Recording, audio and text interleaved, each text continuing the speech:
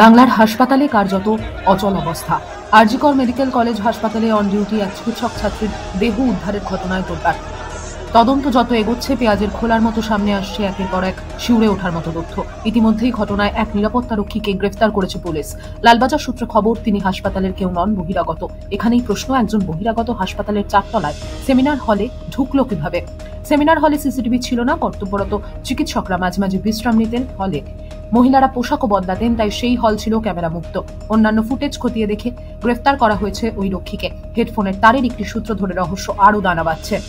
এই ঘটনার প্রতিবাদে লাগাতার বিক্ষোভ চলছে গোটা রাজ্য জুড়েই। বিচারের পোস্টে ছেয়ে গিয়েছে সোশ্যাল মিডিয়া। চিকিৎসক ছাত্রীর রহস্য মৃত্যুর ঘটনায় প্রকৃত তদন্ত চেয়ে কর্মবিরতি শুরু করেছেন চিকিৎসক পড়ুয়ারা। আন্দোলনকারীরা দাবি করছেন, অবিলম্বে এই ঘটনার দোষীদের শাস্তি দিতে হবে, না হলে তারা কাজ করবেন না। জুনিয়র চিকিৎসকদের মুখে বারংবার উঠে আসছে নিরাপত্তাহীনতার কথা। এই ঘটনার প্রভাব পড়েছে রাজ্যের একাধিক হাসপাতালে। প্রতিবাদে সরব হয়েছেন চিকিৎসকেরা। ন্যাশনাল মেডিকেল কলেজ হাসপাতালে ইতিমধ্যেই শুরু হয়েছে বিক্ষোভ। কর্মবিরতির ডাক দিয়েছেন বাঁকুড়া সম্মিলনী মেডিকেল কলেজের জুনিয়র চিকিৎসকরা। আজ এসে পড়েছে এসএসকেএমও। রোগীরা টিকিট করিয়ে লাইনে দাঁড়িয়ে থাকার পরেও বলে দেওয়া হচ্ছে ডাক্তার নেই। কলকাতা মেডিকেল কলেজ হাসপাতালেও কর্মবিরতি চলছে। শিশু মঙ্গল হাসপাতালের জুনিয়র চিকিৎসকেরা সরব হয়েছেন প্রতিবাদে।